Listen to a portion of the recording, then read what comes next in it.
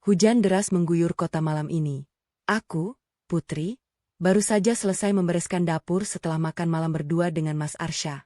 Suamiku tercinta itu kini sedang di kamar mandi, menikmati air hangat setelah seharian lelah bekerja. Aroma sabun kesukaannya, campuran kayu cendana dan jeruk nipis, mulai meresap keluar dari balik pintu kamar mandi yang tertutup rapat. Aku mendengar dia bersenandung pelan, lagu lama yang dulu sering kami nyanyikan bersama saat pacaran. Malam ini terasa sempurna. Hujan di luar menambah suasana romantis, membuatku ingin segera berbaring di pelukannya dan bercerita tentang hari-hari kami. Aku melangkah menuju kamar tidur, berniat mengambil ponselku yang tertinggal di atas meja rias. Kaki telanjangku terasa dingin menyentuh lantai marmer yang mulai mendingin karena udara malam. Namun, mataku justru menangkap ponsel Mas Arsha yang tergeletak di atas bantal. Layarnya menyala, ada notifikasi pesan masuk. Aku hampir mengabaikannya, karena memang bukan kebiasaanku untuk mengintip ponsel suami. Kami saling percaya sepenuhnya.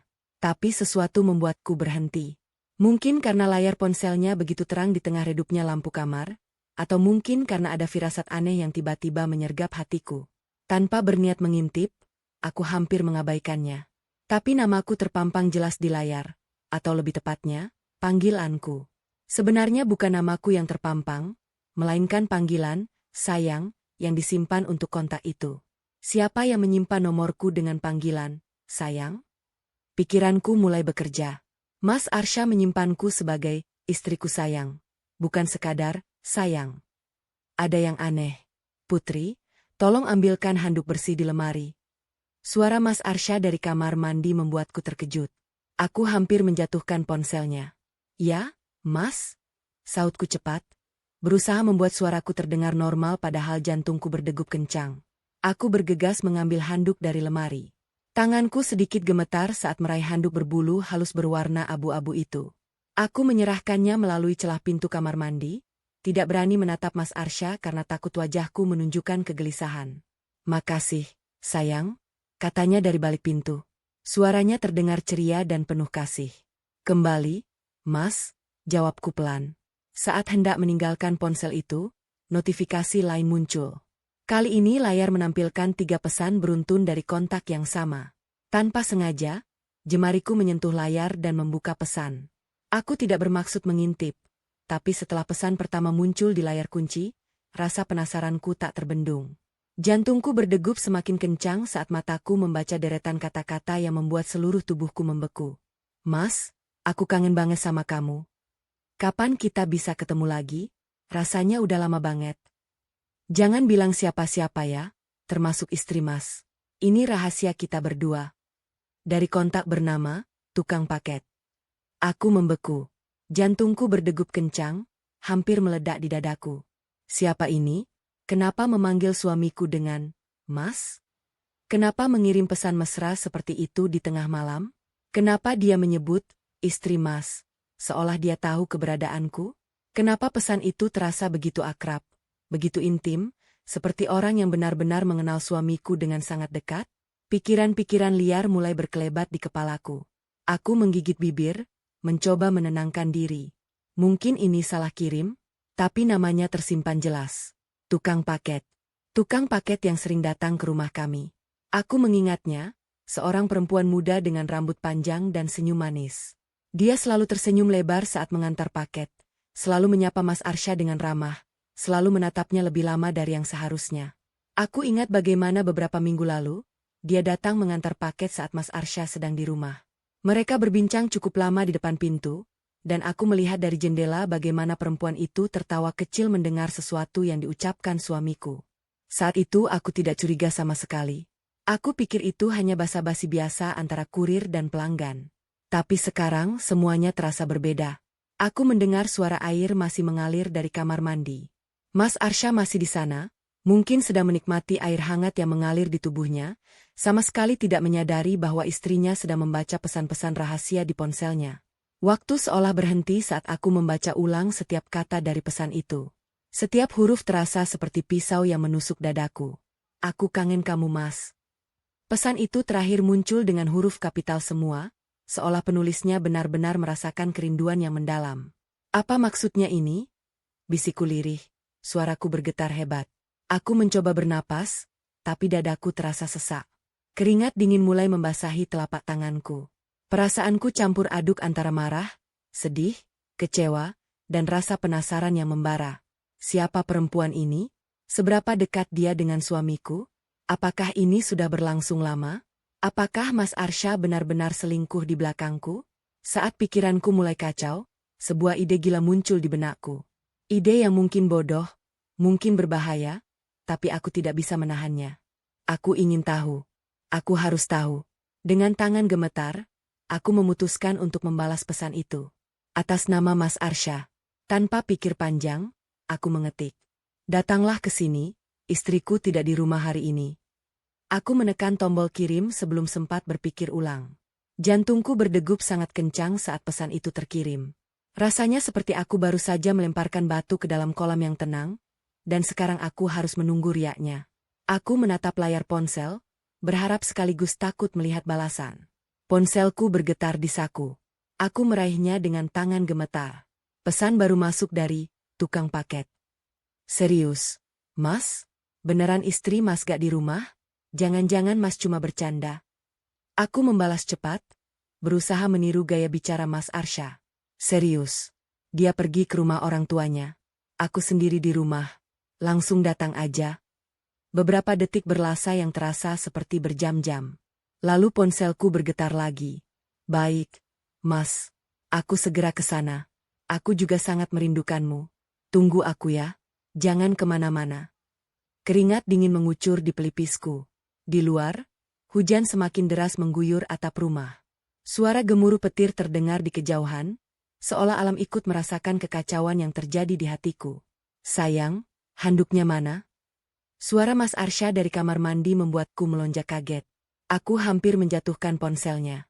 Dengan panik, aku meletakkan ponselnya kembali di atas bantal, berusaha menaruhnya persis seperti posisi semula. Aku buru-buru mengambil handuk dan memberikannya melalui celah pintu.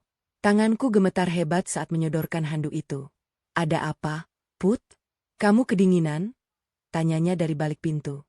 Suaranya penuh perhatian, sama sekali tidak menunjukkan tanda-tanda kesalahan. Tidak, Mas. Aku baik-baik saja, jawabku terbata.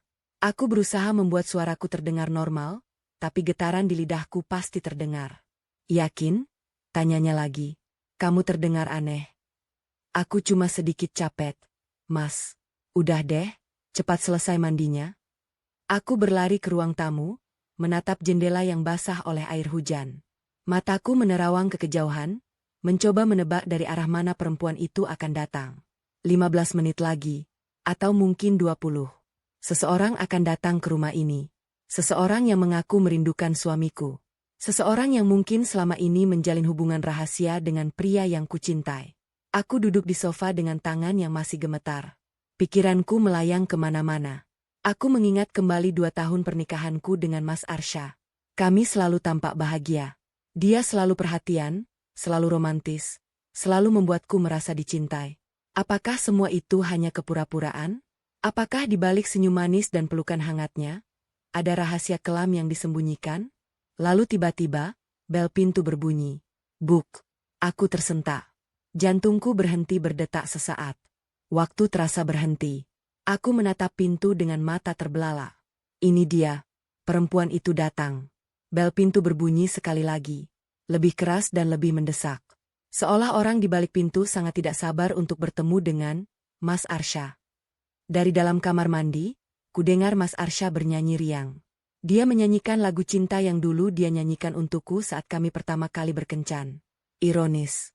Di saat istrinya akan menghadapi perempuan yang mungkin menjadi perusak rumah tangganya, dia bernyanyi tentang cinta dengan polosnya.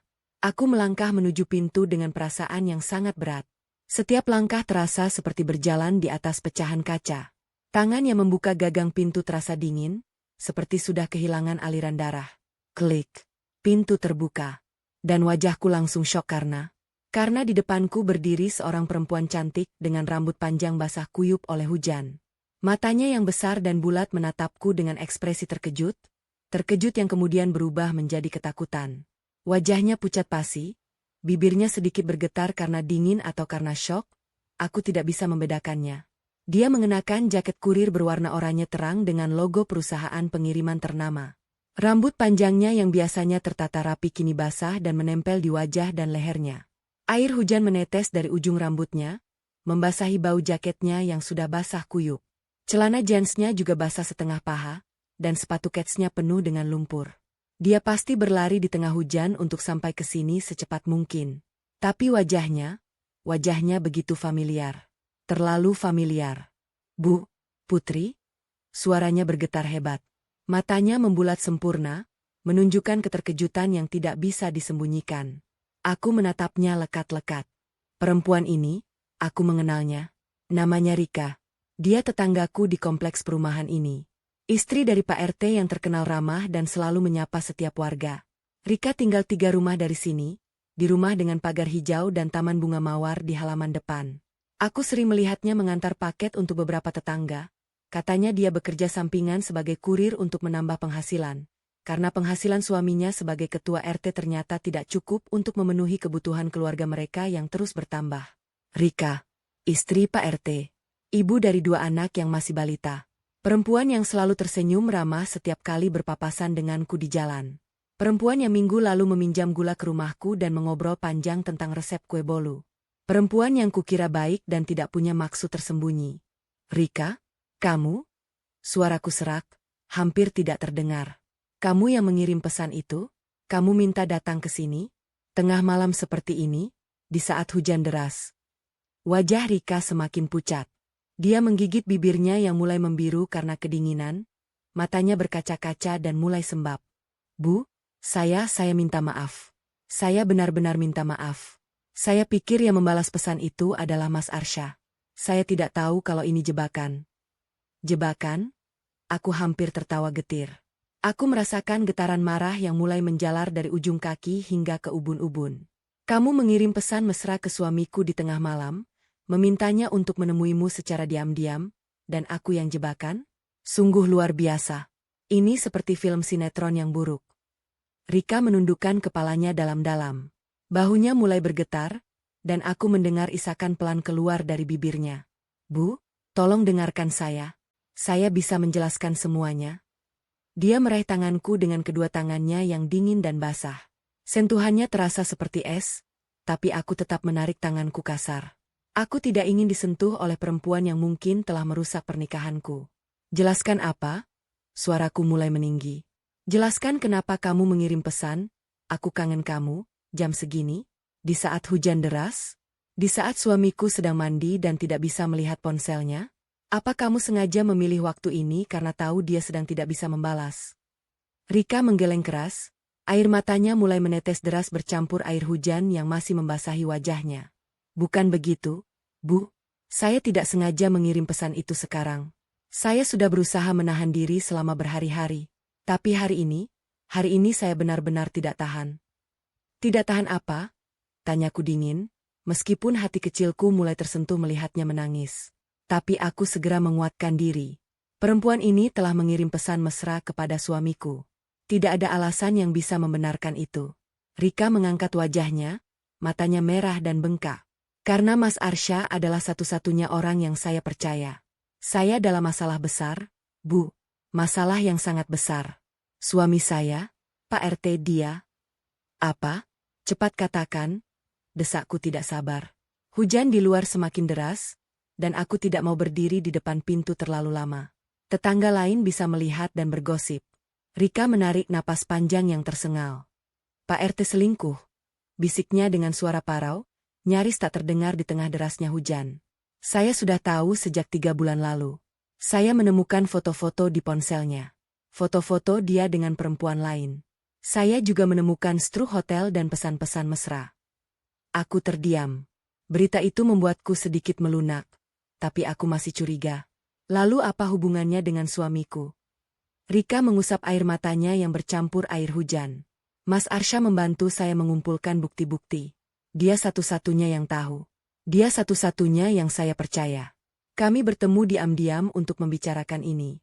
Saya tidak bisa bertemu di tempat umum karena takut suami saya tahu. Suami saya sangat cemburu dan keras kepala. Dia bisa melakukan apa saja jika tahu saya sedang menyelidikinya. Jadi pesan, Kangen, itu? Aku mulai mengerti. Itu kode? Rika mengangguk cepat. Kode yang saya dan Mas Arsya buat. Kangen? Artinya saya butuh bicara. Mas, adalah panggilan hormat. Bukan panggilan mesra, Bu. Saya tidak tahu kalau Anda akan membaca pesan itu. Saya pikir Mas Arsya yang akan membacanya seperti biasa. Saya tidak pernah berniat menggoda Mas Arsya. Saya hanya butuh bantuannya. Saya butuh perlindungan. Aku menatapnya lama. Badanku masih tegang, tapi keraguan mulai merayap. Lalu kenapa kamu bilang, aku juga sangat merindukanmu? Itu bukan sekadar kode. Itu kalimat yang sangat pribadi, sangat mesra. Rika mengangkat wajahnya, matanya merah dan sembab. Karena saya pikir itu Mas Arsya yang membalas. Saya pikir dia ada di rumah sendirian dan siap membantu saya. Saya pikir saya aman untuk bicara dengan kode. Saya tidak tahu Anda di sini, Bu. Saya pikir Anda sedang pergi ke rumah orang tua Anda malam ini. Aku membeku. Bagaimana kau tahu tentang rencana pergi ke rumah orang tuaku? Rika menghela napas panjang, tangannya masih gemetar. Karena Mas Arsya yang bilang begitu pada saya kemarin. Kami bertemu sebentar di taman kompleks untuk membahas perkembangan kasus ini. Dia bilang hari ini Anda akan pergi ke rumah orang tua, jadi aman untuk bertemu. Dia tidak tahu kalau rencana Anda batal karena hujan. Aku memandangnya dengan perasaan campur aduk. Betul. Aku memang seharusnya pergi ke rumah ibuku hari ini, tapi hujan deras membuatku membatalkan niat. Dan Mas Arsya mengetahuinya. Aku memberitahunya pagi ini saat sarapan. Mas Arsya tahu rencana pergi ke rumah ibuku batal? Tanyaku hati-hati, mataku menatap tajam ke arah Rika. Rika menggeleng. Sepertinya tidak. Dia pasti mengira Anda tetap pergi. Dia tidak tahu bahwa Anda ada di rumah malam ini. Saya juga tidak tahu. Saya pikir rumah ini kosong kecuali Mas Arsya. Itu sebabnya saya mengirim pesan itu. Saya pikir saya bisa datang dan bicara dengannya tanpa ketahuan siapapun. Aku berdiri diam, mencerna semua informasi yang baru saja kudengar. Di satu sisi, cerita Rika terdengar masuk akal. Tapi di sisi lain, hatiku masih diliputi kecurigaan. Ada sesuatu yang tidak beres.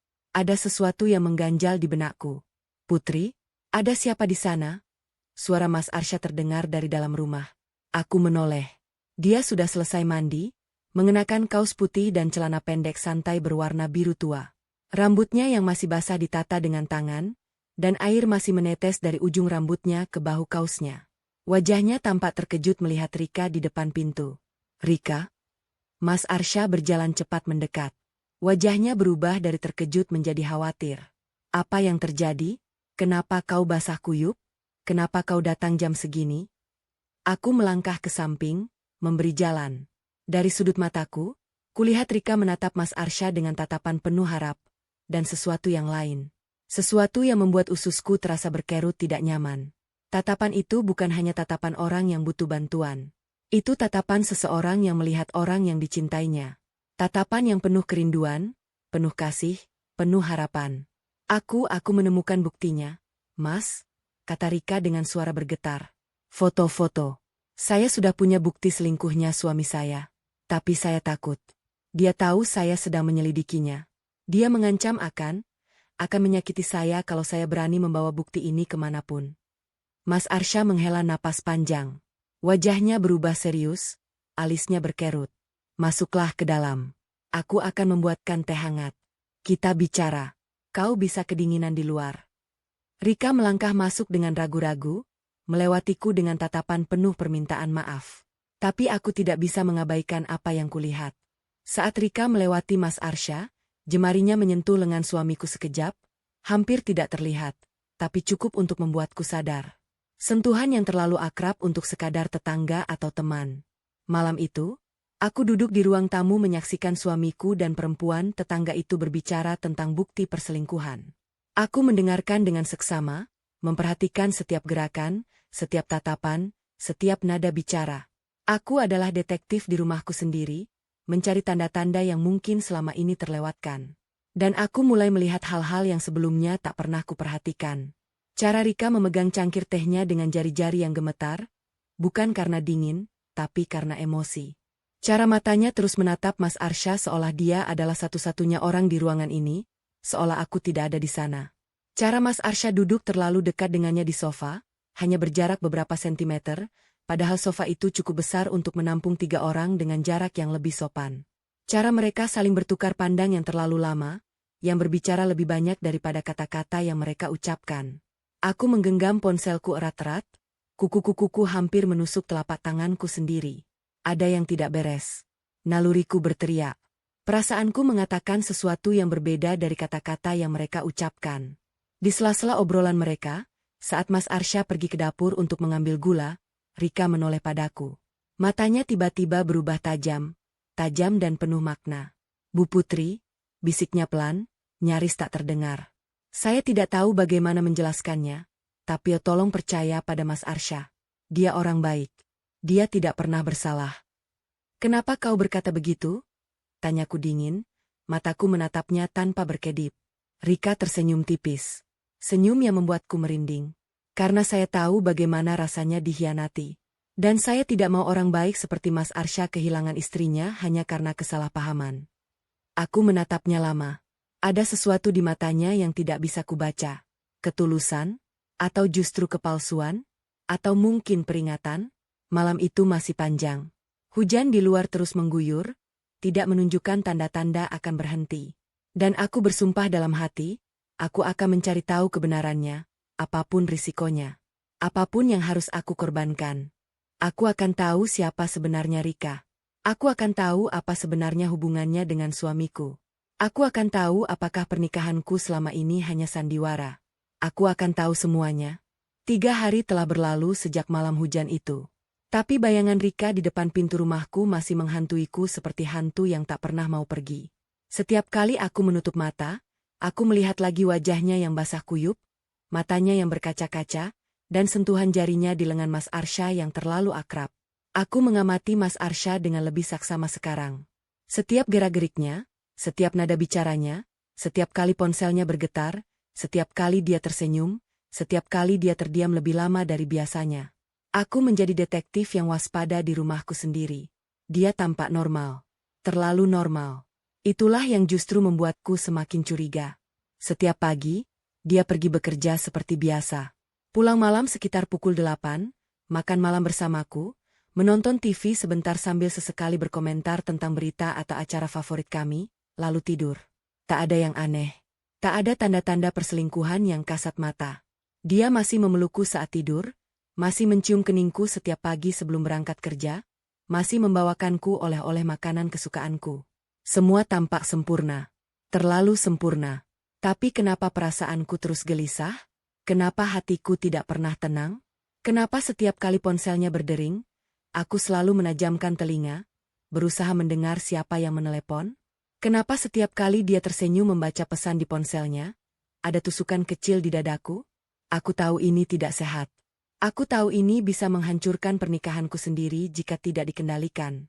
Tapi aku tidak bisa berhenti. Naluriku terus berteriak bahwa ada sesuatu yang disembunyikan dariku. Hari ini, Senin pagi. Langit cerah setelah 3 hari berturut-turut diguyur hujan. Mas Arsya sudah berangkat kerja, meninggalkan ciuman di keningku dan secangkir kopi hangat di meja samping tempat tidur, kebiasaan lama yang selalu membuatku tersenyum.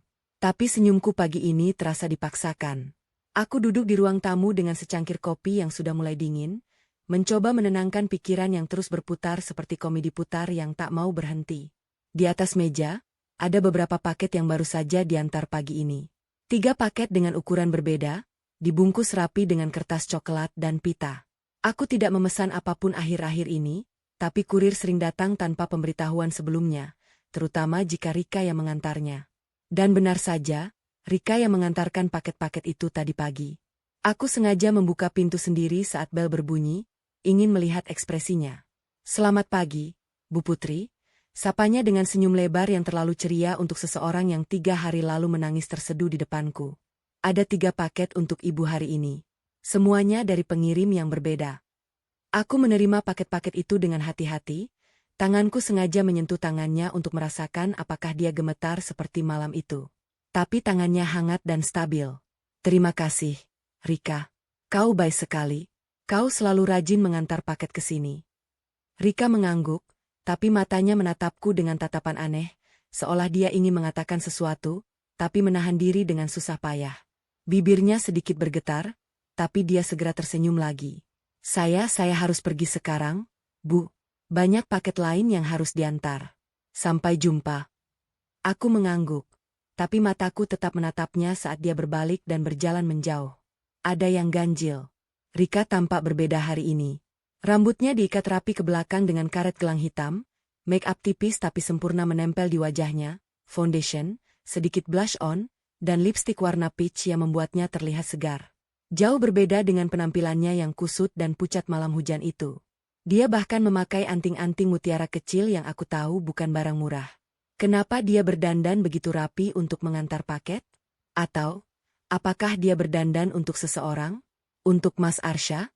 Aku menggelengkan kepala, mencoba mengusir pikiran-pikiran negatif itu. Tapi saat aku menutup pintu dan melihat paket-paket di tanganku, perasaanku kembali tidak enak. Aku melirik paket-paket itu satu persatu. Satu dari toko online yang sering aku beli, dua dari alamat yang sama, toko bunga langgananku di pusat kota. Aneh. Aku tidak memesan bunga. Mas Arsha juga tidak pernah memesan bunga tanpa memberitahuku sebelumnya. Dengan hati-hati, aku membuka paket pertama. Isinya rangkaian bunga mawar merah segar dengan 12 tangkai, melambangkan cinta abadi. Di antara kelopak merah yang masih basah oleh embun, ada kartu kecil berwarna krem dengan tulisan tangan yang rapi. Untuk Putri, cintaku. Maafkan aku jika selama ini tak cukup perhatian. Aku janji akan lebih baik. Selamanya milikmu, Arsha. Aku tertegun. Mas Arsha mengirimku bunga?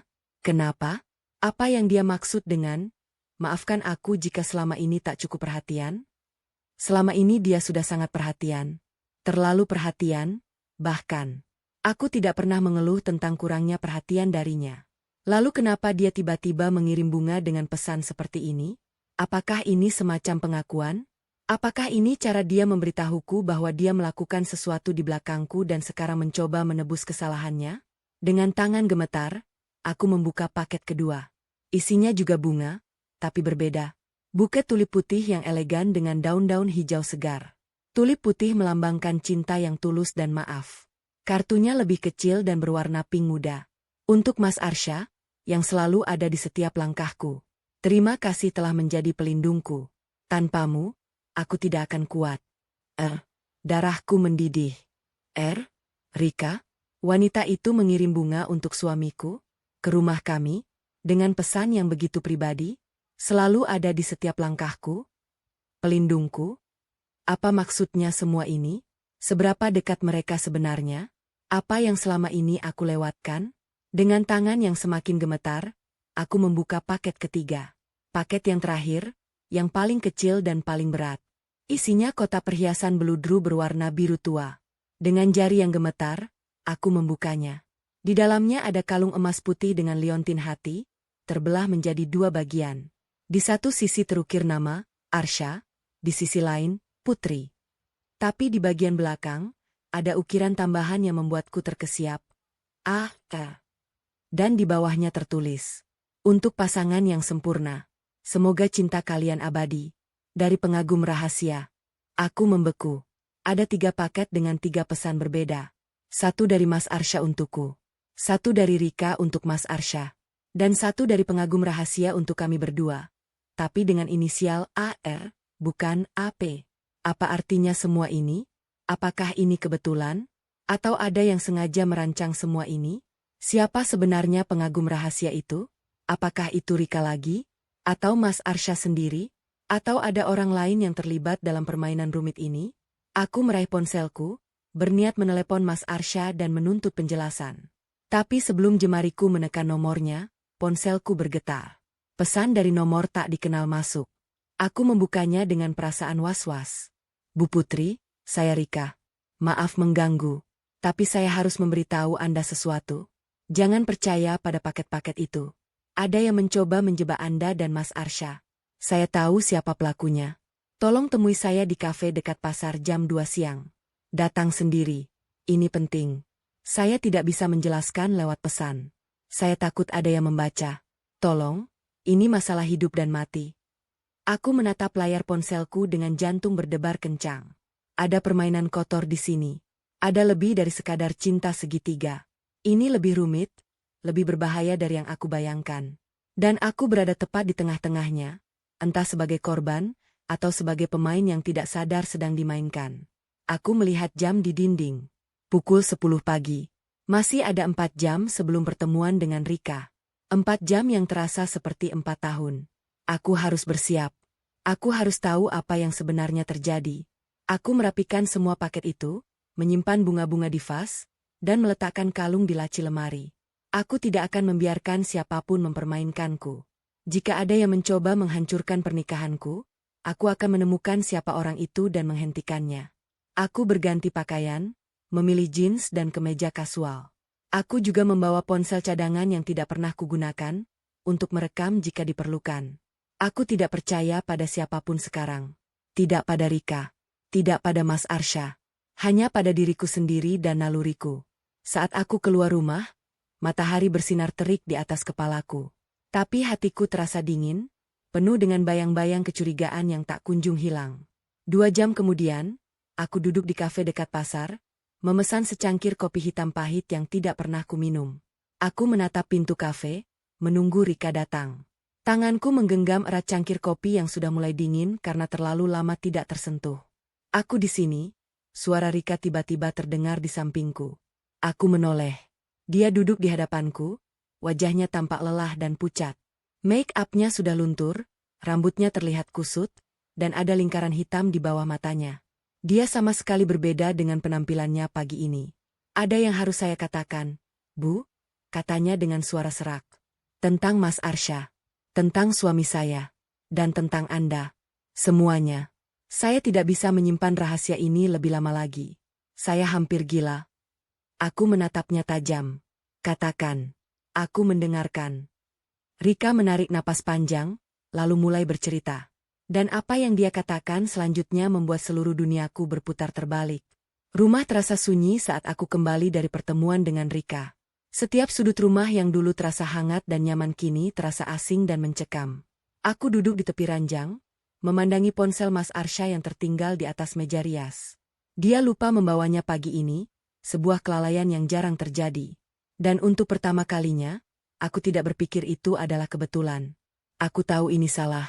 Aku tahu ini melanggar privasi. Aku tahu jika Mas Arsha mengetahui, kepercayaannya padaku akan hancur.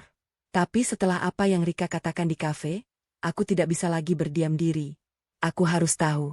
Aku harus membuktikan apakah semua yang dikatakan Rika itu benar, atau hanya bagian dari permainan kotor yang lebih besar. Dengan tangan gemetar, aku mengambil ponselnya. Layar terkunci dengan pola keamanan. Aku mencoba pola yang dia gunakan untuk semua akunnya. Huruf A, lalu P, lalu M. Inisial kami bertiga. Aku tidak yakin. Ponselnya tetap terkunci. Aku mencoba tanggal lahirnya. Salah. Tanggal pernikahan kami. Salah. Tanggal kami pertama kali bertemu. Masih salah. Aku hampir menyerah, tapi teringat sesuatu. Mas Arsha pernah bercerita bahwa dia selalu menggunakan kode yang sama untuk semua hal penting. Kode yang tidak akan pernah dia lupakan. Aku mengambil ponselku dan mencari catatan lama. Ada satu tanggal yang dia sebut-sebut sebagai tanggal paling berkesan dalam hidupnya. Bukan tanggal pernikahan kami, bukan tanggal kelahirannya, tapi tanggal dia pertama kali melihatku di kampus saat kami masih mahasiswa. 26 Mei 2018. Aku memasukkan 2605. Layar terbuka. Jantungku berdegup kencang. Sekarang aku benar-benar berada di titik tanpa kembali. Aku membuka aplikasi pesan, mencari nama Rika. Tidak ada. Mungkin dia menghapus riwayat percakapan. Aku coba mencari kata kunci, Rika, di semua pesan. Muncul beberapa hasil, tapi semuanya adalah pesan dari kontak lain yang membicarakan Rika sebagai tetangga. Tidak ada pesan langsung dengan Rika. Lalu aku membuka galeri foto. Ribuan foto. Kebanyakan foto kami berdua, foto perjalanan ke berbagai tempat, foto makanan di restoran favorit. Semua tampak normal, tampak sempurna. Tapi di folder, tersembunyi, aku menemukan sesuatu yang membuat ususku terasa berkerut. Satu folder dengan nama sederhana, proyek. Aku membukanya dengan perasaan campur aduk antara takut dan penasaran. Di dalamnya ada puluhan foto. Puluhan foto Rika. Foto Rika di kafe sambil memegang cangkir kopi dan tersenyum ke arah kamera. Foto Rika di pasar sedang memilih sayuran. Foto Rika di depan rumahnya dengan pagar hijau yang aku kenal baik. Foto Rika sedang menangis, duduk di taman kompleks dengan wajah tertunduk. Foto Rika sedang tertawa, memegang sapu tangan, entah karena apa. Dan yang paling membuatku tersentak, ada foto Rika sedang memandang ke arah kamera dengan tatapan sayu dan penuh harap. Tatapan yang sama yang dia berikan pada Mas Arsha malam hujan itu. Dan di beberapa foto, ada Mas Arsha di sampingnya. Mereka duduk berdua di restoran dengan suasana remang-remang, di taman dengan latar belakang matahari terbenam, di dalam mobil dengan jarak yang terlalu dekat untuk sekadar teman. Mereka terlihat akrab. Terlalu akrab.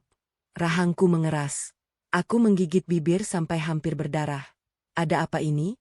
Kenapa Mas Arsha menyimpan foto-foto Rika di ponselnya? Kenapa dia menyimpannya di folder tersembunyi? Kenapa dia diam-diam bertemu dengannya di tempat-tempat yang tidak biasa? Apakah ini bukti perselingkuhan yang selama ini aku cari? Apakah semua yang dikatakan Rika di kafe tadi hanyalah kebohongan untuk menutupi hubungan terlarang mereka? Aku terus menggulir ke bawah. Ada puluhan foto, dan di bagian paling bawah, ada satu video. Tanganku gemetar hebat saat membukanya. Aku hampir tidak sanggup melihat apa yang ada di dalamnya, tapi aku harus tahu. Aku harus melihat semuanya dengan mata kepalaku sendiri. Video itu diambil dari sudut kamar hotel dengan pemandangan kota yang familiar. Aku mengenali hotel itu. Itu hotel di pusat kota, tempat Mas Arsha sering mengadakan pertemuan bisnis. Tapi di video ini, tidak ada pertemuan bisnis. Yang ada hanyalah Mas Arsha dan Rika duduk di tepi ranjang. Jarak mereka sangat dekat. Mas Arsha memegang bahu Rika, dan Rika menangis terseduh-seduh. Aku mencintaimu, Arsha. Suara Rika terdengar jelas di video. Tangisnya terdengar tulus. Aku tahu ini salah. Aku tahu aku istri orang. Tapi aku tidak bisa berpura-pura lagi. Aku sudah mencintaimu sejak pertama kali kita bertemu. Mas Arsha menghela napas panjang. Rika, kita sudah bicarakan ini berkali-kali. Aku sudah menikah. Aku mencintai Putri. Dia istriku. Aku tidak bisa mengkhianatinya. Tapi kau juga mencintaiku, kan? Rika meraih tangannya, menggenggamnya erat. Matanya menatap Mas Arsha dengan penuh harap. Aku tahu kau merasakan hal yang sama. Aku bisa melihatnya di matamu setiap kali kita bertemu. Aku bisa merasakannya dari caramu menyentuhku, dari caramu melindungiku. Aku bukan orang bodoh, Arsha. Aku tahu ada perasaan di antara kita. Mas Arsha terdiam. Aku melihat rahangnya mengeras, matanya menghindari tatapan Rika. Lalu perlahan, dia mengangguk. Ya, aku merasakan sesuatu. Tapi itu tidak cukup untuk menghancurkan pernikahanku. Aku tidak bisa meninggalkan Putri. Aku bersumpah di hadapan Tuhan dan keluarga untuk mencintainya selamanya. Tapi kau tidak harus meninggalkannya. Rika meraih wajah Mas Arsha dengan kedua tangannya. Kita bisa bersama diam-diam. Aku tidak masalah menjadi yang kedua. Aku hanya ingin berada di dekatmu. Aku hanya ingin merasakan cintamu. Aku rela menjadi rahasia, Arsha. Aku rela menjadi apapun asal bisa bersamamu. Mas Arsha menutup matanya rapat-rapat. Air mata mulai mengalir di sudut matanya. Rika, ini salah. Ini sangat salah.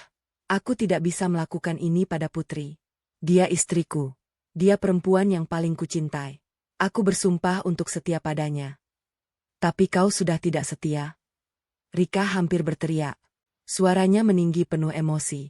Setidaknya di hatimu, kau sudah selingkuh. Kau merasakan cinta untukku. Kau mengakui itu sendiri. Itu sudah cukup untuk membuatmu bersalah. Kau sudah mengkhianati sumpah pernikahanmu di dalam hatimu. Mas Arsha membuka matanya. Tatapannya kosong, hampa. Aku tahu. Dan aku akan menyesalinya seumur hidup. Tapi aku tidak akan mengkhianati Putri secara fisik. Itu batas yang tidak akan aku lewati. Aku tidak akan menyentuhmu, Rika. Aku tidak akan menciummu. Aku hanya akan menjadi temanmu, pelindungmu. Tidak lebih. Rika melepas wajahnya dan menunduk. Air matanya jatuh ke lantai. Jadi, aku hanya akan menjadi bayangan dalam hidupmu? Aku hanya akan menjadi rahasia yang kau simpan dari istrimu. Mas Arsha mengangguk pelan. Maafkan aku, Rika. Ini yang terbaik untuk semua orang. Video itu berakhir di sana. Aku menatap layar ponsel dengan pandangan kosong. Air mata mengalir deras di pipiku tanpa kusadari. Aku menangis bukan hanya karena sakit, tapi karena semuanya menjadi jelas. Mas Arsya mencintai Rika. Dia mengakuinya sendiri. Dia mungkin tidak berselingkuh secara fisik, tapi secara emosional, dia sudah mengkhianatiku. Dia sudah memberikan sebagian hatinya kepada perempuan lain. Aku meletakkan ponselnya perlahan, seolah benda itu terbuat dari kaca dan akan pecah jika disentuh terlalu keras. Dadaku terasa sesak, seperti ada batu besar yang menekan. Aku tidak bisa bernapas dengan normal. Selama bertahun-tahun, aku menganggap pernikahanku sempurna. Aku menganggap Mas Arsya adalah suami yang setia, yang hanya mencintaiku. Tapi ternyata, di belakangku, ada rahasia yang disembunyikan dengan sangat rapi. Ada perasaan yang tidak pernah dia ungkapkan. Ada perempuan lain yang diam-diam dia cintai. Aku memegang kalung yang dia berikan, kalung dengan inisial A.E. Sekarang aku tahu siapa pengirimnya. Bukan Rika, tapi Mas Arsya sendiri. Dia yang membeli kalung itu. Tapi untuk siapa? Untuk Rika? Lalu kenapa dia mengirimnya padaku?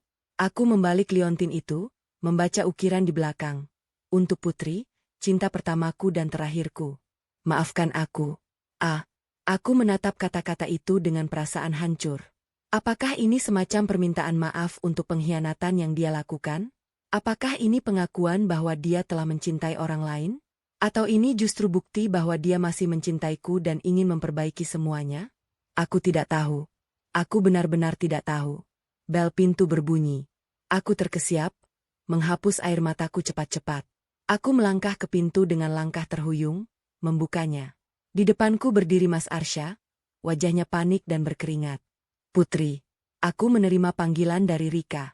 Dia bilang kau tahu semuanya. Dia bilang kau sudah melihat video itu. Aku harus menjelaskan semuanya. Tidak perlu, potongku dingin. Suaraku datar, hampa. Aku sudah melihat videonya. Aku sudah melihat fotonya. Aku sudah melihat kalung dengan inisial AR. Aku sudah melihat semuanya, Mas. Semuanya. Wajah Mas Arsya memucat seperti mayat. Matanya membulat penuh ketakutan. Putri, aku bisa menjelaskan? Menjelaskan apa? Suaraku mulai meninggi, air mata mulai mengalir lagi. Menjelaskan bahwa kau mencintai perempuan lain? Menjelaskan bahwa kau diam-diam bertemu dengannya di hotel? Menjelaskan bahwa kau menyimpan fotonya di folder tersembunyi di ponselmu? Mas Arsya mencoba meraih tanganku, tapi aku mundur dengan cepat. Putri, aku tidak pernah selingkuh darimu. Aku tidak pernah menyentuhnya. Aku tidak pernah. Kau tidak perlu menyentuhnya untuk selingkuh, Arsya. Teriakku, tangisku pecah. Kau sudah selingkuh di hatimu. Itu lebih sakit daripada selingkuh fisik. Karena kau memilih untuk menyembunyikannya. Kau memilih untuk berbohong padaku. Kau memilih untuk menaruh perempuan lain di hatimu tanpa pernah memberitahuku. Mas Arsya terdiam. Matanya berkaca-kaca, air mata mulai jatuh. Aku minta maaf, Put. Aku benar-benar minta maaf. Aku tahu aku salah. Aku tahu aku seharusnya jujur dari awal. Tapi aku tidak pernah bermaksud menyakitimu. Aku hanya tidak tahu harus berbuat apa. Tapi kau tetap menyakitiku, bisikku dengan suara parau. Dan yang paling sakit adalah, aku tidak tahu siapa yang harus kupercaya lagi. Aku tidak tahu apakah semua kebahagiaan kita selama ini adalah kebohongan. Aku menutup pintu di depannya.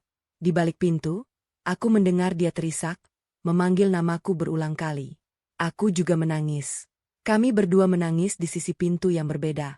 Malam itu, aku tidur sendirian di kamar tamu. Di kamar tidur utama, Mas Arsya duduk termenung di tepi ranjang, tidak bisa tidur. Kami berdua tenggelam dalam kesunyian yang menyakitkan, dipisahkan oleh dinding tipis dan luka yang menganga. Aku memegang kalung dengan inisial A.R. di tanganku, menatap ukiran yang tertulis untukku. Air mata terus mengalir. Aku harus mengambil keputusan. Aku harus memilih. Esok pagi, aku memutuskan. Aku akan pergi. Aku butuh waktu sendiri. Aku butuh menjauh dari semua ini. Aku menulis surat untuk Mas Arsya, meletakkannya di atas meja makan. Lalu aku mengambil tasku dan pergi meninggalkan rumah yang dulu terasa seperti surga, kini terasa seperti neraka. Aku berjalan keluar rumah tanpa menoleh ke belakang. Aku tidak tahu kemana aku akan pergi, tapi aku tahu aku harus pergi. Aku harus menyelamatkan diriku sendiri sebelum semuanya hancur berantakan. Di terminal bus, aku duduk termenung di bangku kayu yang sudah usang, menunggu bus jurusan Bandung. Rumah ibuku di sana. Aku butuh pelukan ibuku. Aku butuh seseorang yang bisa kupercaya, seseorang yang tidak akan berbohong padaku, seseorang yang akan mendengarkan tanpa menghakimi. Suasana terminal begitu ramai dengan hiruk-pikuk orang yang lalu lalang, tapi aku merasa sendiri. Begitu sendiri. Seolah aku satu-satunya manusia di dunia ini yang hatinya remuk redam. Ponselku bergetar tak henti-hentinya. Pasti Mas Arsya. Aku mengabaikannya. Aku tidak sanggup mendengar suaranya sekarang. Aku tidak sanggup mendengar alasan-alasannya, permintaan maafnya, atau janji-janjinya. Semua kata-kata itu terasa hampa, seperti angin yang lewat dan hilang tanpa bekas. Lalu pesan-pesan mulai berdatangan, memenuhi layar ponselku dengan deretan kata yang semakin membuat hatiku teriris. Putri, di mana kamu? Aku mencari kemana-mana. Tolong beritahu aku bahwa kamu aman. Aku mohon, bicara denganku. Aku tidak akan mengganggumu. Aku hanya ingin tahu kau baik-baik saja. Aku berdiri di depan rumahmu sekarang. Kamu tidak di sana. Di mana kamu, Put? Aku panik. Aku mencintaimu, Put. Hanya kamu. Tolong percaya padaku. Aku tidak akan pernah meninggalkanmu. Aku menutup ponselku dan memasukkannya ke dalam tas. Kata-kata itu dulu membuatku bahagia, membuatku merasa dicintai dan dihargai. Sekarang hanya terasa seperti pisau yang menusuk jantungku berulang kali. Setiap, aku mencintaimu, terasa seperti kebohongan. Setiap, hanya kamu, terasa seperti ejekan. Karena aku tahu, dia juga mencintai perempuan lain. Dia sendiri yang mengakuinya di video itu. Aku memandangi langit di luar terminal yang mulai mendung. Awan kelabu menggantung rendah, seolah ikut merasakan kesedihanku. Aku ingat hari pertama kami bertemu di kampus, saat hujan deras mengguyur seperti malam itu. Waktu itu Mas Arsya membawakan payung untukku, dan kami berlari bersama di bawah guyuran hujan, tertawa seperti anak kecil. Saat itu aku berpikir, inilah pria yang akan kucintai seumur hidup. Dan aku mencintainya. Aku mencintainya dengan segenap hatiku, dengan seluruh jiwaku. Tapi sekarang, cinta itu terasa seperti pedang bermata dua, menusukku setiap kali aku mengingatnya. Bus datang. Aku naik dengan langkah berat dan duduk di dekat jendela, memilih kursi paling belakang agar tidak ada yang melihat wajahku yang sembab. Perjalanan ke Bandung memakan waktu sekitar 3 jam. Cukup lama untuk merenungkan semua yang terjadi. Aku menatap pemandangan di luar jendela, pohon-pohon yang bergerak cepat, gedung-gedung yang semakin mengecil, langit yang semakin gelap. Kehidupanku terasa seperti perjalanan ini, bergerak cepat menuju tempat yang tidak kuketahui, meninggalkan semua yang kukenal di belakang. Aku membuka tas kecilku, mencari tisu untuk mengusap air mata yang terus mengalir. Tanganku menyentuh sesuatu yang keras, kotak kalung dari pengagum rahasia. Aku mengeluarkannya dengan hati-hati, membuka kotak itu perlahan. Liontin hati terbelah itu masih ada di dalamnya, bersinar redup di bawah cahaya lampu bus yang temaram. Aku membolak-baliknya, mencermati setiap ukiran dengan saksama. Di bagian depan, Arsya dan Rika. 2 nama yang sekarang terukir di hatiku sebagai luka yang paling dalam. Tapi di bagian belakang, ada ukiran lain yang lebih kecil, hampir tak terlihat jika tidak diperhatikan dengan seksama. Aku menyipitkan mata, mencoba membaca tulisan halus itu. Untuk Putri, cinta pertamaku dan terakhirku. Maafkan aku. Aku menatap kata-kata itu dengan perasaan campur aduk. Ada 2 ukiran di kalung ini. Satu di depan, satu di belakang. Di depan, AR, seolah untuk Rika. Di belakang pesan untukku, seolah untukku. Apa maksudnya ini? Apakah Mas Arsya sengaja membuat ukiran ganda? Atau ada orang lain yang sengaja menambahkan ukiran itu untuk membuatku bingung? Atau mungkinkah ini adalah cara Mas Arsya berkata, aku mencintai Rika, tapi aku juga mencintaimu? Aku tidak tahu. Aku terlalu lelah untuk berpikir. Aku meraih ponselku. Mungkin sudah waktunya mendengar penjelasan Mas Arsya. Mungkin aku terlalu terburu-buru mengambil keputusan. Mungkin ada sisi lain dari cerita ini yang belum aku ketahui. Tapi sebelum jemariku menekan nomornya, ponselku berdering. Dari nomor tak dikenal. Aku ragu sejenak, lalu mengangkatnya. Halo? Jawabku dengan serak. Bu Putri? Suara perempuan di seberang membuatku terkesiap. Aku mengenal suara itu. Rika, tolong jangan pergi. Saya harus menjelaskan semuanya. Tentang kalung itu. Tentang Mas Arsya. Tentang video yang Anda lihat. Semuanya tidak seperti yang Anda pikirkan. Aku terdiam, mencoba menenangkan debaran jantungku. Apa yang ingin kau jelaskan, Rika? Kau sudah cukup banyak berbohong padaku. Video itu? Rika terdengar terisak di seberang telepon. Video itu rekaman lama. 3 tahun lalu. Sebelum Mas Arsya menikahi Anda. Saya sengaja merekamnya untuk menjebaknya. Saya pikir saya bisa membuatnya memilih saya. Tapi dia tetap memilih Anda. Dia tetap menikahi Anda. Dan saya tidak bisa menerimanya. Aku membeku. 3 tahun lalu, sebelum pernikahan, jadi video itu dibuat sebelum aku dan Mas Arsya resmi menjadi suami istri? Lalu kenapa video itu masih ada di ponselnya? Kenapa dia menyimpannya? Karena saya yang mengirimkannya minggu lalu, jawab Rika dengan suara parau. Saya sengaja mengirim video itu ke ponselnya. Saya ingin menghancurkan pernikahan kalian. Saya masih mencintainya. Saya pikir jika Anda pergi, dia akan kembali padaku. Tapi saya salah. Dia malah membenci saya. Dia bilang dia akan melapor ke polisi jika saya terus mengganggu. Dia bilang dia tidak akan pernah meninggalkan Anda, apapun yang terjadi. Aku mencerna semua yang kudengar. Kepalaku terasa pusing. Jadi, semua ini adalah rekayasa? Semua ini hanya karena kau masih mencintai suamiku. Rika terisak lebih keras. Saya minta maaf, Bu. Saya benar-benar minta maaf. Saya tahu saya sudah bertindak seperti orang gila. Saya tahu saya sudah menyakiti Anda dan Mas Arsya. Tapi saya tidak bisa mengendalikan perasaan saya. Saya sudah mencintainya sejak pertama kali kami bertemu. Saya sudah berusaha melupakannya, tapi saya tidak bisa. Lalu kalung itu? Tanyaku dingin, meskipun hatiku mulai sedikit melunak. Dengan inisial AR, itu juga kirimanmu? Rika menghela napas panjang. Itu kalung yang saya berikan padanya 3 tahun lalu, sebelum dia menikah dengan Anda. Saya memberikannya sebagai tanda cinta. Dia tidak pernah memakainya, tapi dia menyimpannya. Saya tahu karena saya melihatnya di lemari dia. Minggu lalu, saat saya ke rumah kalian untuk mengantar paket, saya mengambilnya dan mengirimkannya ke Anda. Saya ingin Anda berpikir dia masih menyimpan perasaannya untuk saya.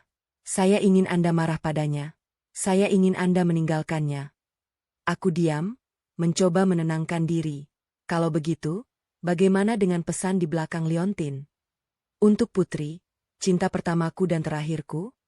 Rika terdiam beberapa saat. Aku bisa mendengar napasnya yang terengah-engah. Pesan itu saya tidak tahu, Bu. Mungkin Mas Arsya yang menambahkan setelah saya memberikan kalung itu. Mungkin dia memang berniat memberikannya untuk Anda. Mungkin dia ingin menunjukkan bahwa meskipun dia menyimpan kalung itu, hatinya tetap untuk Anda. Saya tidak tahu. Saya benar-benar tidak tahu. Aku menutup telepon. Pikiranku kacau balau. Ada terlalu banyak informasi yang harus diproses. Ada terlalu banyak kebohongan dan setengah kebenaran. Aku tidak tahu siapa yang harus kupercaya. Aku tidak tahu apa yang sebenarnya terjadi. Tapi satu hal yang aku tahu, aku harus kembali. Aku harus berbicara dengan Mas Arsya. Aku harus mendengar penjelasannya dari mulutnya sendiri.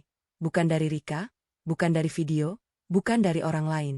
Aku berteriak pada sopir bus untuk berhenti. Bus itu berhenti di pinggir jalan. Aku turun dengan langkah tergesa-gesa, berdiri di tengah hujan rintik yang mulai turun. Aku menunggu bus kembali ke kota, dengan hati yang masih diliputi keraguan. Aku tidak tahu apa yang akan kutemui di rumah. Tapi aku tahu, aku tidak bisa lari selamanya. Aku harus menghadapi semuanya. Saat bus berhenti di terminal kota, langit sudah gelap. Aku segera naik taksi menuju rumah. Perjalanan terasa sangat lama, setiap detik terasa seperti berjam-jam. Aku menggenggam erat tas kecilku, berdoa dalam hati agar semuanya baik-baik saja. Tapi saat taksi berhenti di depan rumah, aku melihat sesuatu yang membuat hatiku berhenti berdetak sejenak. Di depan rumahku, Rika berdiri dengan wajah panik. Rambutnya kusut, bajunya basah oleh gerimis yang mulai turun. Di sampingnya, Mas Arsya tampak sangat gelisah. Rambutnya acak-acakan, kemejanya tidak rapi, dan matanya merah seperti orang yang baru saja menangis lama. Mereka saling berhadapan, berbicara dengan suara rendah yang tidak bisa kudengar dari jarak ini. Tapi aku bisa melihat ekspresi mereka. Mas Arsya tampak marah, Rika tampak ketakutan. Aku turun dari taksi perlahan, kakiku terasa berat seperti terbuat dari timah. Mereka berdua menoleh saat mendengar suara pintu taksi terbuka. Putri. Mas Arsya berlari ke arahku, hampir tersandung di jalan yang basah. Dia meraih tanganku dengan kedua tangannya, menggenggamnya erat-erat. Kau kembali. Aku sangat khawatir. Aku mencari kemana-mana. Aku menelepon ibumu, teman-temanmu, semua orang. Aku hampir melapor ke polisi. Wajahnya benar-benar panik. Matanya sembab dan merah, menunjukkan bahwa dia menangis lama. Aku melihat garis-garis hitam di bawah matanya. Dia pasti tidak tidur semalaman. Ada sesuatu yang tulus di tatapannya, sesuatu yang membuat hatiku yang keras mulai meleleh sedikit demi sedikit. Rika juga mendekat dengan langkah ragu-ragu. Air mata mengalir di wajahnya yang pucat. Bu Putri, saya minta maaf. Saya benar-benar minta maaf. Saya sadar semua ini salah. Saya sudah mempermainkan perasaan Anda dan Mas Arsya. Saya sudah berbohong, memanipulasi, dan menyakiti kalian berdua. Saya akan pergi. Saya akan menjauh dari kalian selamanya. Saya sudah memberitahu suami saya semuanya. Kami akan pindah keluar kota minggu depan. Aku menatap mereka bergantian. Mas Arsya dengan wajah penuh harap dan penyesalan yang mendalam. Rika dengan air mata dan penyesalan yang entah tulus atau tidak. Aku tidak tahu lagi. Aku terlalu lelah untuk memutuskan siapa yang benar dan siapa yang salah. Aku menghela napas panjang. Aku lelah. Aku lelah dengan semua drama ini. Aku lelah dicurangi, dibohongi, dimanipulasi. Aku lelah menjadi orang yang selalu kena dampak dari keputusan orang lain. Aku hanya ingin hidup tenang. Aku hanya ingin dicintai dengan jujur. Putri, Mas Arsya mencoba meraih tanganku lagi. Aku mundur selangkah. Aku akan mengatakan sesuatu, dan kalian berdua harus mendengarkan. Benar-benar mendengarkan. Mereka berdua diam, menatapku dengan penuh perhatian. Aku tidak tahu apakah aku bisa mempercayaimu lagi. Mas, kataku pelan, menatap matanya yang mulai berkaca-kaca lagi. Tapi aku tahu kau tidak selingkuh secara fisik. Aku tahu kau berusaha melindungi pernikahan kita, meskipun dengan cara yang salah. Itu yang membuatku masih di sini. Itu yang membuatku kembali. Mas Arsya menunduk, air mata mulai jatuh deras. Aku akan melakukan apa saja untuk memperbaiki ini, Put. Apa saja. Aku akan menyerahkan ponselku padamu setiap hari. Aku akan memberitahu kau kemanapun aku pergi. Aku akan membangun kepercayaan ini dari nol jika harus. Aku tidak akan pernah menyembunyikan apapun lagi. Aku tahu, bisikku. Tapi butuh waktu. Banyak waktu. Dan aku butuh kau untuk benar-benar jujur padaku. Tentang semua. Tentang Rika. Tentang masa lalu. Tentang perasaanmu. Semua. Aku tidak mau lagi ada rahasia. Aku tidak mau lagi ada kebohongan.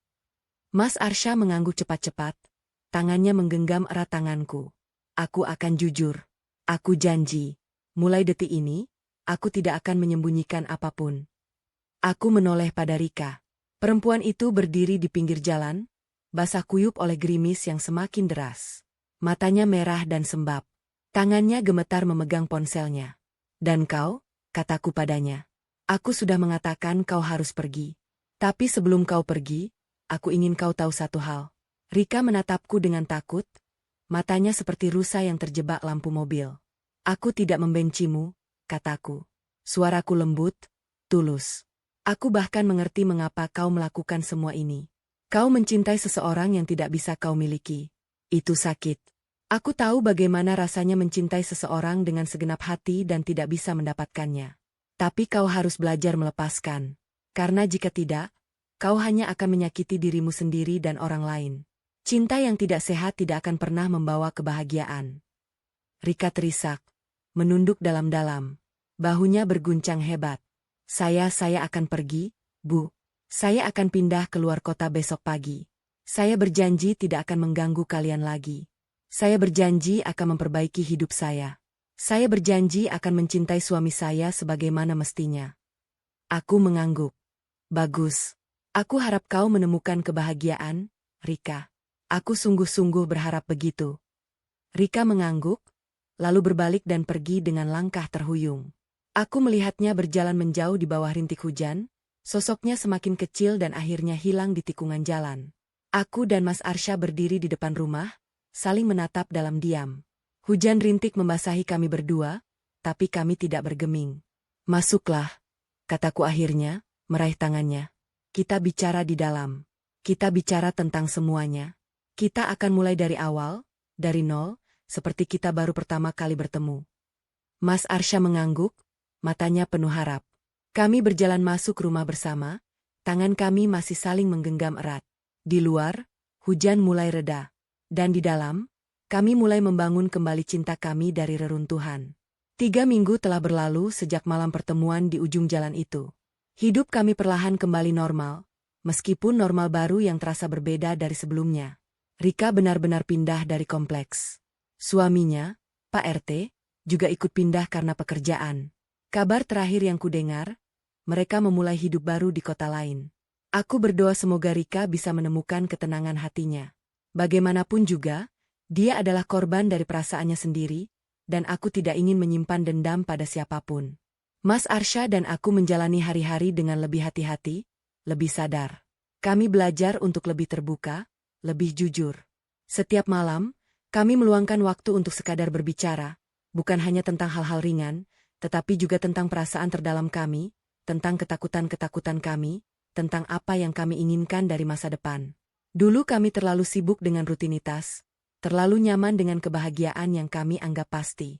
Sekarang kami tahu bahwa kebahagiaan itu rapuh, bahwa pernikahan butuh perawatan setiap hari, bukan hanya saat ada masalah. Aku masih menyimpan kalung dengan ukiran ganda itu. Aku tidak pernah memakainya, tapi aku menyimpannya di lemari sebagai pengingat. Pengingat tentang bagaimana cinta bisa diuji, dan bagaimana kami berhasil melewatinya. Pengingat bahwa di balik setiap kesalahan, ada pelajaran. Di balik setiap air mata, ada kebijaksanaan. Di balik setiap luka, ada kesembuhan. Aku tidak lagi marah saat melihat kalung itu. Yang aku rasakan sekarang hanyalah rasa syukur, bahwa kami masih bersama, bahwa kami masih punya kesempatan untuk memperbaiki semuanya. Suatu malam, saat kami duduk di ruang tamu menikmati teh hangat ditemani suara jangkrik dari taman belakang, Mas Arsha memberiku sesuatu. Sebuah kotak kecil berwarna biru muda, diikat dengan pita satin putih yang rapi. Aku menatapnya heran, jantungku berdegup kencang. Entah mengapa, ada rasa takut kecil di hatiku. Takut bahwa ini adalah hadiah lain yang akan membawa luka baru. Apa ini, Mas? Tanyaku dengan suara sedikit gemetar. Buka saja, katanya dengan senyum gugup. Ada ketakutan di matanya, seolah dia takut aku akan menolak hadiahnya. Tangannya menggenggam erat cangkir tehnya, dan aku bisa melihat urat-urat di tangannya menegang karena gugup. Aku membukanya dengan hati-hati, jari-jariku sedikit gemetar. Di dalamnya ada kalung baru. Liontin berbentuk hati, tapi kali ini utuh, tidak terbelah. Tidak ada inisial ganda, tidak ada ukiran yang membingungkan, tidak ada misteri yang tersembunyi. Hanya satu ukiran di bagian belakang yang tertulis dengan indah. Putri Arsha. Selamanya. Aku menatap kalung itu, mata mulai berkaca-kaca. Ukiran itu sederhana, tapi maknanya dalam. Ini bukan kalung untuk orang lain. Ini bukan hadiah yang membingungkan. Ini adalah pernyataan cinta yang jelas, yang hanya untukku. Mas? Suaraku serak menahan tangis. Aku minta maaf atas semua yang terjadi, katanya pelan, suaranya bergetar. Matanya menatapku dengan penuh ketulusan, tanpa rasa bersalah yang disembunyikan. Aku minta maaf karena menyimpan kalung lama itu. Aku minta maaf karena tidak jujur padamu. Aku minta maaf karena membuatmu menangis dan meragukan cintaku. Tapi aku ingin memulai yang baru. Denganmu. Hanya denganmu. Selamanya. Aku memeluknya erat, menangis di bahunya. Tangis lega, tangis bahagia, tangis yang keluar dari hati yang sudah lama terpendam. Aku juga minta maaf, Mas. Aku seharusnya tidak membalas pesan atas namamu. Aku seharusnya langsung bertanya padamu. Aku seharusnya tidak langsung pergi tanpa mendengar penjelasanmu. Tapi aku panik. Aku takut. Aku takut kehilanganmu. Aku takut semua kebahagiaan kita selama ini hanya mimpi. Mas Arsha mencium keningku dengan lembut, membelai rambutku seperti dulu saat kami masih pacaran. Kita sama-sama melakukan kesalahan, Put. Tapi yang penting kita bisa memperbaikinya. Bersama, kita belajar dari semua ini. Kita tumbuh dari semua ini. Dan kita menjadi lebih kuat dari sebelumnya. Aku mengangguk, air mata bahagia mengalir di pipiku. Aku mencintaimu, Mas Arsha. Aku tidak pernah berhenti mencintaimu, meskipun sakit. Meskipun aku marah, meskipun aku kecewa, aku selalu mencintaimu. Aku selalu berharap kita bisa kembali seperti dulu. Dan aku mencintaimu, Putri, balasnya dengan suara serak. Hanya kamu, selamanya. Aku sadar sekarang, bahwa cinta bukan hanya perasaan, tapi juga pilihan. Dan aku memilihmu, Putri. Aku akan selalu memilihmu. Malam itu, di bawah sinar bulan yang masuk melalui jendela kamar, kami berjanji kembali untuk saling percaya, saling jujur, dan saling mencintai. Janji yang kami buat dengan hati yang lebih dewasa, dengan pengalaman yang lebih matang, dengan kesadaran bahwa cinta bukanlah sesuatu yang datang dengan sendirinya, tapi sesuatu yang harus diperjuangkan setiap hari. Kami berbicara berjam-jam setelah itu, membahas masa depan dengan lebih serius. Mas Arsya bercerita tentang rencananya untuk membawa kami liburan ke Bali bulan depan, tentang ingin membeli rumah yang lebih besar agar kami punya ruang untuk anak-anak kelak, tentang mimpinya melihat kami tua bersama, duduk di teras sambil menikmati senja. Aku mendengarkan dengan penuh perhatian, menikmati setiap kata yang keluar dari mulutnya. Untuk pertama kalinya setelah sekian lama, aku merasa benar-benar aman, benar-benar dicintai. Aku memakai kalung barunya. Liontin itu terasa hangat di dadaku, seperti pelukan Mas Arsya yang selalu membuatku merasa aman. Seperti cinta kami, hangat, utuh, dan abadi. Tidak ada lagi keraguan, tidak ada lagi rahasia. Hanya kami berdua, saling menguatkan, saling melengkapi. Aku tahu masih ada luka di hati. Aku tahu kepercayaan butuh waktu untuk pulih sepenuhnya. Bekas luka itu tidak akan pernah hilang sepenuhnya, tapi setidaknya luka itu sudah tidak perih lagi. Kami belajar bahwa dalam pernikahan, kadang kita harus kehilangan dulu untuk benar-benar menghargai apa yang kita miliki. Kadang kita harus jatuh untuk belajar bagaimana bangkit. Kadang kita harus menangis untuk bisa tertawa lagi dengan lebih tulus. Tapi aku juga tahu, kami akan melewatinya. Bersama. Karena cinta bukan tentang tidak pernah jatuh, tapi tentang bagaimana kita bangkit setelah jatuh. Bukan tentang tidak pernah terluka, tapi tentang bagaimana kita saling menyembuhkan. Bukan tentang kesempurnaan, tapi tentang kesediaan untuk terus berusaha, setiap hari, tanpa lelah. Dan kami, Putri dan Arsya, akan selalu bangkit bersama. Karena kami adalah tim. Kami adalah pasangan. Kami adalah cinta yang telah teruji oleh api dan menjadi lebih kuat karenanya. Aku memandang kalung di leherku sekali lagi. Putri Arsya. Selamanya. Dan aku tersenyum. Senyum yang tulus, yang keluar dari hati yang telah sembuh. Aku tahu sekarang, bahwa cinta sejati bukanlah tentang menemukan seseorang yang sempurna, tapi tentang menemukan seseorang yang bersedia memperbaiki ketidaksempurnaan bersama. Bukan tentang pasangan yang tidak pernah salah, tapi tentang pasangan yang saling memaafkan dan terus melangkah maju. Mas Arsya adalah cintaku, dan akan selalu begitu, selamanya.